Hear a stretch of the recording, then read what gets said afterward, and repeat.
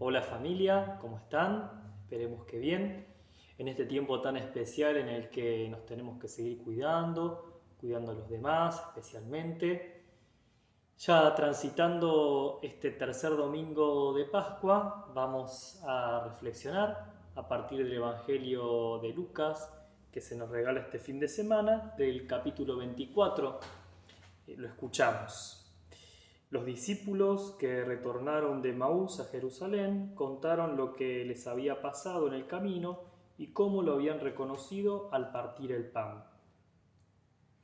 Todavía estaban hablando de esto cuando Jesús se apareció en medio de ellos y les dijo: «La paz esté con ustedes». Atónitos y llenos de temor, creían ver un espíritu, pero Jesús les preguntó: «¿Por qué están turbados y se les presentan esas dudas? Miren mis manos y mis pies, soy yo mismo. Tóquenme y vean. Un espíritu no tiene carne ni huesos, como ven que yo tengo». Y diciendo esto, le mostró sus manos y sus pies. Era tal la alegría y la admiración de los discípulos que se resistían a creer, pero Jesús les preguntó: «¿Tienen acá algo para comer?». Ellos le presentaron un trozo de pescado asado. Él lo tomó y lo comió delante de todos. Después les dijo: «Cuando todavía estaba con ustedes, yo les decía: es necesario que se cumpla todo lo que está escrito de mí, en la ley de Moisés, en los profetas y en los salmos».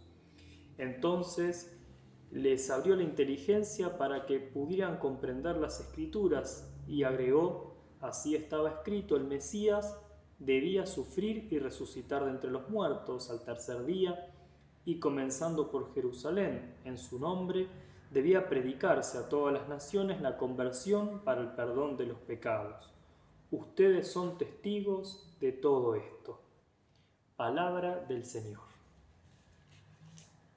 Bueno, sabemos que la riqueza de la palabra de Dios es infinita, pero por eso está bueno centrarnos cada vez que tenemos la oportunidad en una cosa para no perder así la-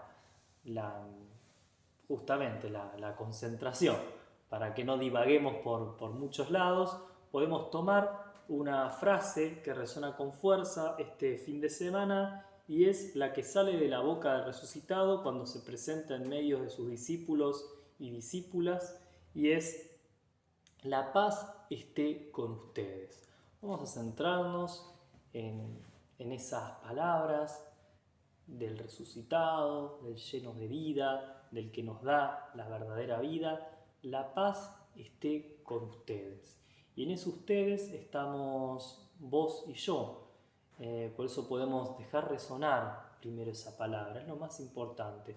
Dejar resonar la palabra de Jesús antes de las ideas que se nos pueden ocurrir, reflexiones, cosas que son buenas, pero lo primero es dejar resonar la palabra de Jesús, la paz.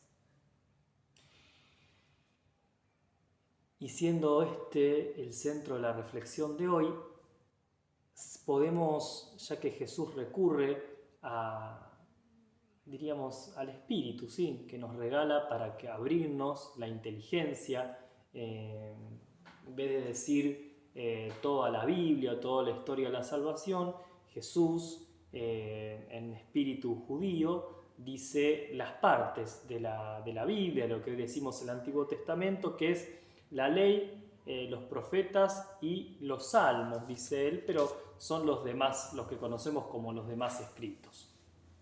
Entonces, en esa palabra paz, en hebreo shalom, podemos entender que no es solamente diríamos, un estado espiritual, o podríamos decir bien psicológico, sino que shalom, paz, podemos ver en toda la Biblia, es el proyecto de Dios. El proyecto de Dios para el mundo, para la humanidad, para toda la naturaleza, es paz, ¿sí? Ese es el proyecto de Dios. Por allá el gran San Agustín eh, definía la paz como tranquilidad o reposo en el orden, pero no un orden que viene como impuesto, que viene como a diríamos, a estructurar, ¿sí? De una manera dura, sino que el orden es de las cosas como son, ¿sí? Las cosas como son, las cosas que tienen un orden natural, como el día. Ahora, por ejemplo, es el atardecer. El día que empieza con la mañana.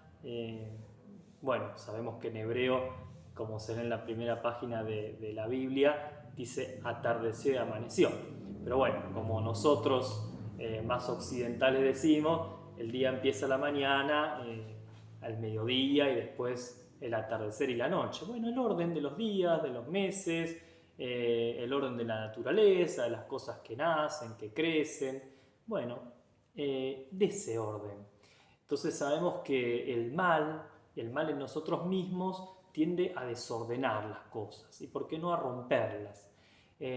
Por eso mismo la paz como tal, no es eso que viene luego de tomar distancia con los problemas o cuando se terminan ciertas cosas, sino que la paz como proyecto de Dios, la paz que hoy sale de la boca del resucitado, es la paz la paz ganada del compromiso, de la lucha, de haber asumido podríamos decir, desorden.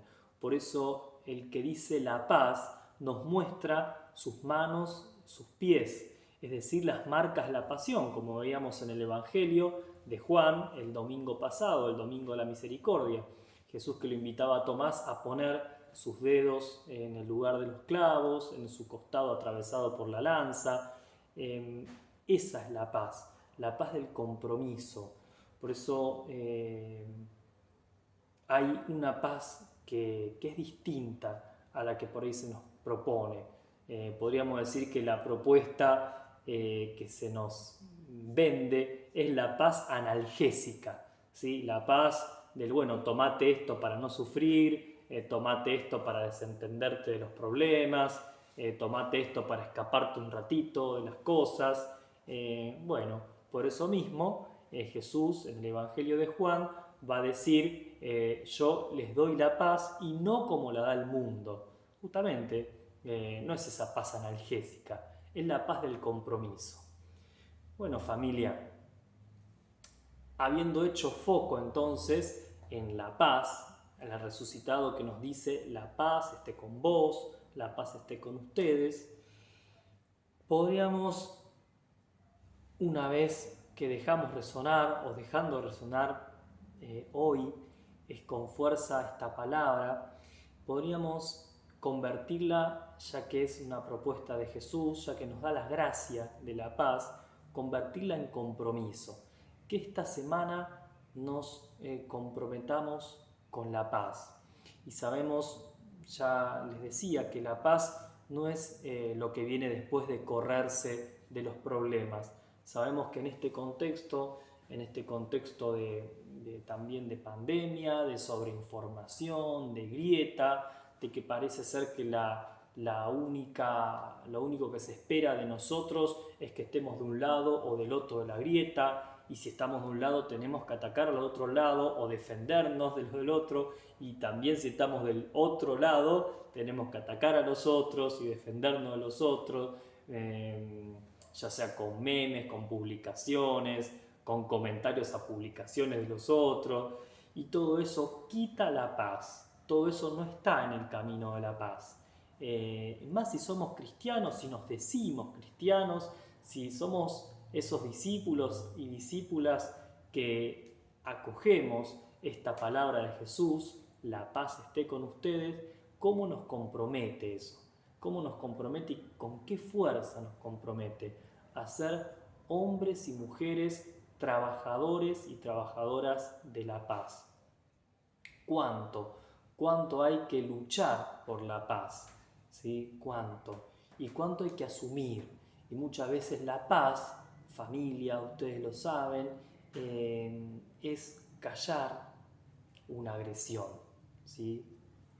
Cuando me vienen esas ganas de agredir, callarlo, ¿sí? Cuando me vienen esas ganas de discutir, de tener la razón a toda costa, bueno, escuchar. Cuando me vienen esas ganas de agredir por las redes sociales, o así con el celu, parar un poco. Y ya estoy siendo constructor de paz. Podemos pedir eso. Y no es un pedido, diríamos, de poca cosa. No es conformarnos con poco, es mucho, es un montón. Es ser trabajadores y trabajadoras de la paz. Así podemos llegar a cumplir esa bendita bienaventuranza que dice: felices los que trabajan por la paz, porque serán llamados hijos de Dios, serán llamadas hijas de Dios. Felices entonces si recibimos la paz de boca del resucitado en medio de nosotros, y felices si nos comprometemos a trabajar desde donde estamos por la paz.